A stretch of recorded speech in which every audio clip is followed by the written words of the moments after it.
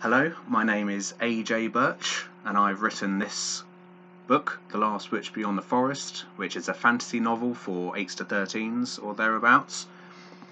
And I'm just going to answer a few questions about the books that I really loved as I was growing up, about some of the books that have inspired me, and a little bit about my writing process. So, here we go. Let's get the first question up. As a writer, what is my favourite childhood book? Well, it's this one. It's called Stormbreaker by Anthony Horowitz, the first of the Alex Rider novels. Came out in about 2000, I think. It was action-packed, thrilling and exciting. Characters and scenes just flew off the page, and I felt like I was watching a film. First book that really moved me was this one, called Starseeker by Tim Bowler, very successful author.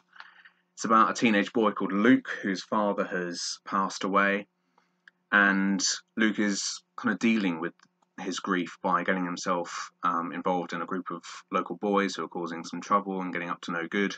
And as part of this group, Luke breaks into the house of an old woman, and she kind of discovers him in her house, and the bond that he develops with her, as well as another character in the house, as a result of the break-in, is very touching and very moving. And it was a book that I really could not put down. I just wanted to keep reading it. And I would highly recommend it to readers around 13 and older. It's Starseeker by Tim Bowler. The book I'm reading at bedtime at the moment is Nightshade by Anthony Horowitz, the latest Alex Rider book.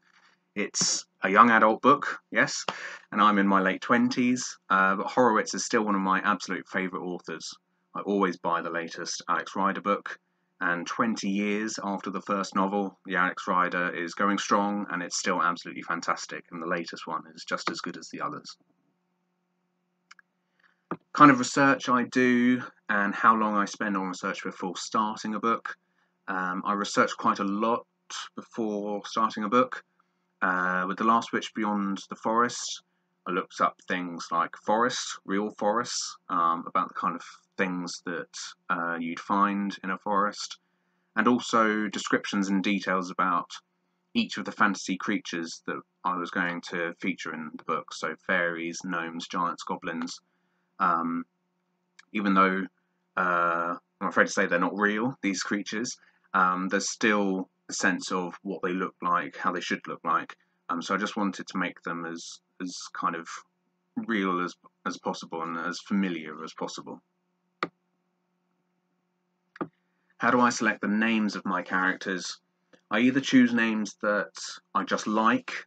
The main character in The Last Witch Beyond the Forest is a girl called Lily, and I've always liked the name Lily. I don't know why, I can't remember why, but it's always just been a name that I like.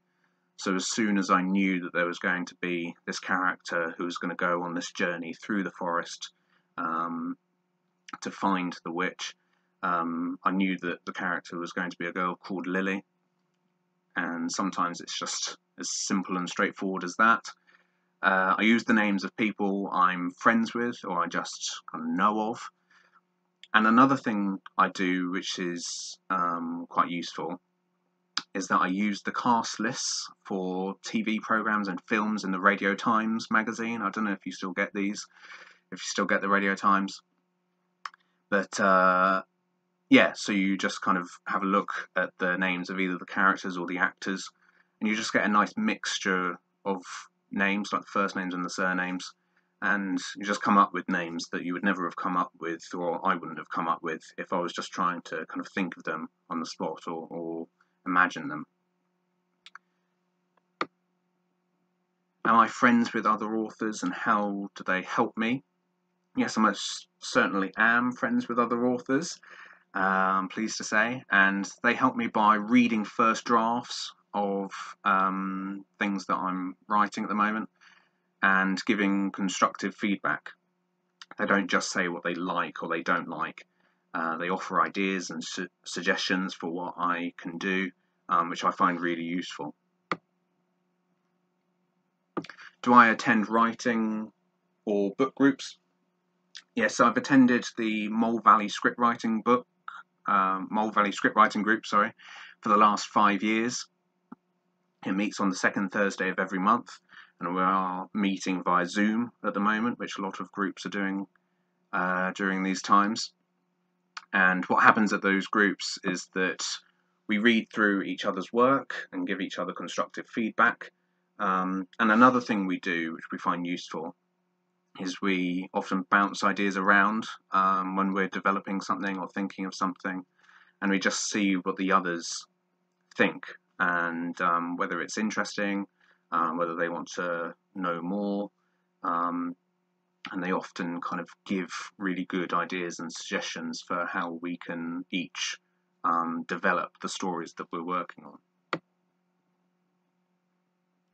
My favourite scene to write in The Last Witch Beyond the Forest, there are a few favourite scenes, but the one that first came to my mind was a scene where the group of children walking through the forest, Lily and the others, they are seized by giants, and they think that the group of children are goblins in disguise, and they don't like goblins very much.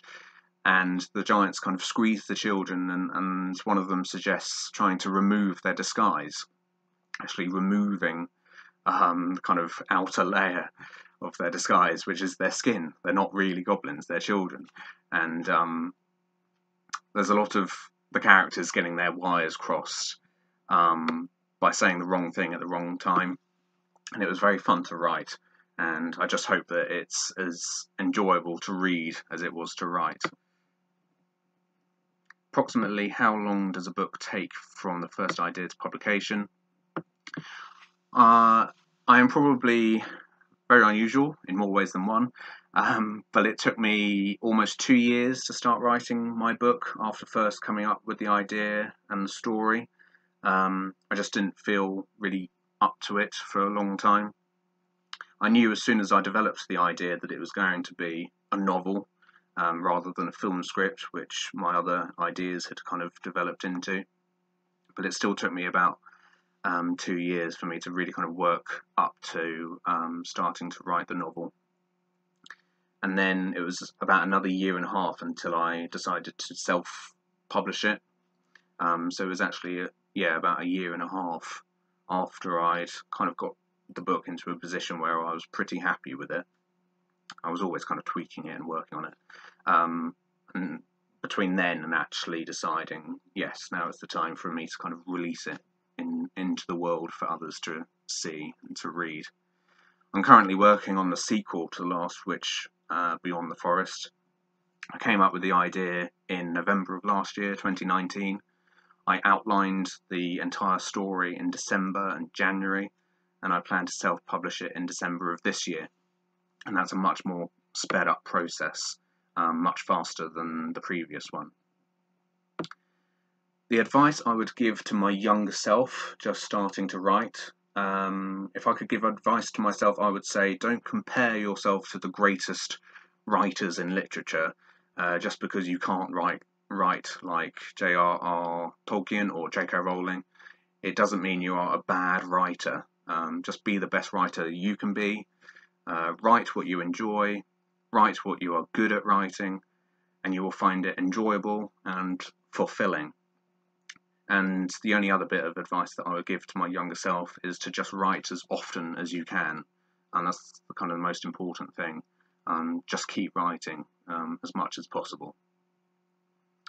So that's the end of the questions. I really hope you enjoyed hearing the answers. And yes, thank you.